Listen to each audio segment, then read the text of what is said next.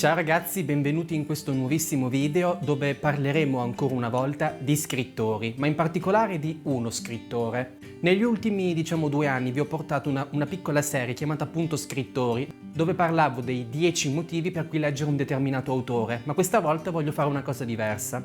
Per spiegarvi perché io amo quest'autore, voglio parlarvi sì dei suoi libri, ma in particolare unboxare con voi l'ultimo pacco che mi è arrivato che contiene proprio al suo interno l'ultimo romanzo di Joel Dicker. Quindi, bando alle ciance, partiamo subito. Joel Dicker è uno scrittore di origine svizzera che è diventato famoso dopo aver pubblicato il romanzo La verità sul caso di Eric Ebert. Cercherò di essere breve per quanto riguarda le trame. La verità sul caso Eric Ebert è il primo romanzo che ha dato grandissimo successo a Joel Dicker. Al momento della sua pubblicazione gli ha fatto vincere una miriade di premi e qualche anno fa è stato anche adattato per la televisione con la serie televisiva La verità sul caso Eric Ebert. Veramente straordinaria, bellissima e io ve la consiglio. Ne hanno parlato per tantissimi mesi su YouTube e io me la sono vista tutta in una sola serata. La verità sul caso Eric Ebert è in parte giallo, in parte thriller e in parte anche biografico per quanto riguarda uno dei personaggi, visto che viene raccontata la sua intera vita. Da una parte troviamo Marcus Goldman, la voce della verità, mentre dall'altra parte abbiamo appunto Eric Ebert che è la voce della bugia e del pentimento. E l'unico motivo per cui ve lo consiglio è che pur essendo un mattone è molto scorrevole, si legge molto facilmente, io infatti l'ho letto in 3 giorni. A mio dire è perfetto per essere adattato anche per il cinema, secondo me potrebbe venire un film quasi più lungo addirittura del Ritorno del Re di Peter Jackson.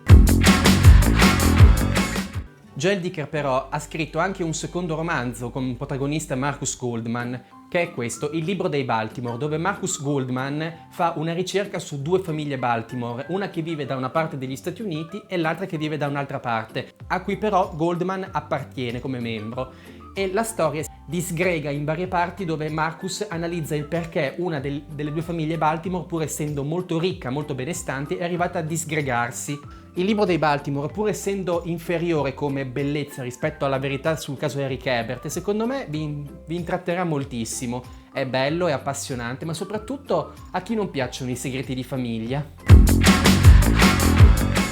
Uno dei romanzi che però ha dato più filo da torcere riguardo alla popolarità per Joel Dicker è proprio Gli ultimi giorni dei nostri padri, che non è stato molto ben accolto dalla critica, ma che secondo me racchiude al suo interno tantissime bellezze che in pochi riescono veramente a cogliere. In questo libro troviamo dei personaggi britannici che sono al di sopra di ogni sospetto, che vengono ingaggiati per prendere parte alla SOE, una società segreta britannica voluta da Winston Churchill per compiere azioni invasive nei confronti del nemico durante la Seconda Guerra Mondiale. E questi ragazzi, insieme all'unica femmina del gruppo, sono costretti veramente a vivere la realtà della guerra da vicino, proprio da vicino, consapevoli che non saranno mai più esseri umani.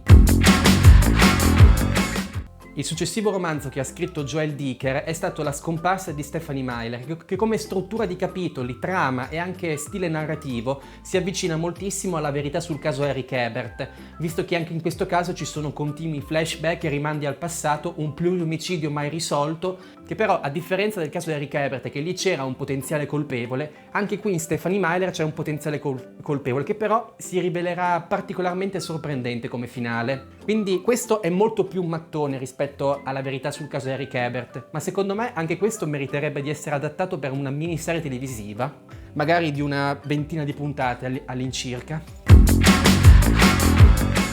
Infine abbiamo L'enigma della camera 622, il penultimo romanzo di Dicker pubblicato qualche tempo fa, dove al suo interno troviamo ancora una volta uno stile narrativo molto simile a quello di Eric Ebert e di Stephenie Meyer. Però a differenza di questo troviamo anche un'intrigante storia d'amore barra di tradimenti e tra l'altro l'ambientazione è molto diversa rispetto agli altri 2 romanzi. Senza farvi spoiler vi dico soltanto che ha a che fare con un hotel, ma non pensate assolutamente a Shining come ambientazione.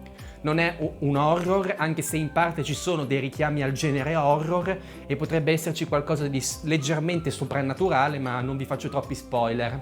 L'enigma della camera 622 è molto strano come romanzo, infatti non è stato neanche ben accolto dalla critica o dai fan, ma secondo me nel tempo verrà molto rivalutato e spero tanto di vederlo molto presto al cinema. Questi sono i romanzi che finora Joel Dicker ha scritto e sono uno più emozionante dell'altro. I miei preferiti, come vi ho detto, sono La scomparsa di Stephenie Meyer e Gli ultimi giorni dei nostri padri. Il libro dei Baltimore me lo sono letto tutto, però diciamo che non mi ha preso all'istante. Ho dovuto aspettare di essere a 3/4 per capire veramente che era un romanzo fantastico. La verità sul caso Eric Ebert mi ha intrigato, però secondo me quello su cui pecca un po' è il personaggio proprio di Eric Ebert, che secondo me lo strutturano poco all'inizio e troppo velocemente verso il finale. Infine la Camera 622 mi ha annoiato leggermente per i primi 2, 4, 5 capitoli, ma poi ha ingranato alla grande. Ma adesso però il momento che tutti noi stavamo aspettando, finalmente unboxerò il nuovo romanzo di Joel Dicker. Sono veramente curioso, ragazzi, perché era da tantissimo tempo che lo aspettavo. Ci sono 2 romanzi qua dentro, però uno non ve lo posso far vedere ancora. Quello per cui siamo qui tutti noi oggi è questo. Il caso Alaska Sanders. Non so niente di questo libro, ve lo giuro, mi sono letto brevemente la trama, non vi dico assolutamente nulla, vi basti sapere che sono veramente ansioso di leggerlo e forse più avanti vi porterò una piccola recensione o una mia impressione. Ma nel frattempo voi come sempre lasciate un bel like, iscrivetevi al canale se non l'avete ancora fatto, ragazzi. Mi raccomando, attivate la campanellina degli avvisi per rimanere sempre aggiornati, perché ho scoperto che molti di voi guardano i miei video ma non sono iscritti, questa cosa non va affatto bene. Cosa più importante, passate anche nella descrizione e andate a seguirmi su tutti i link che trovate, che sono TikTok, Instagram, Wattpad, ci sono delle pagine Facebook, poi il canale Telegram e seguite soprattutto Take Me Diving, il gruppo sub di cui io faccio parte. Ad ogni modo, ragazzi, da me, da Joel Dicker e dal caso Alaska Sanders è tutto e noi ci vediamo alla prossima lettura. Ciao ragazzi!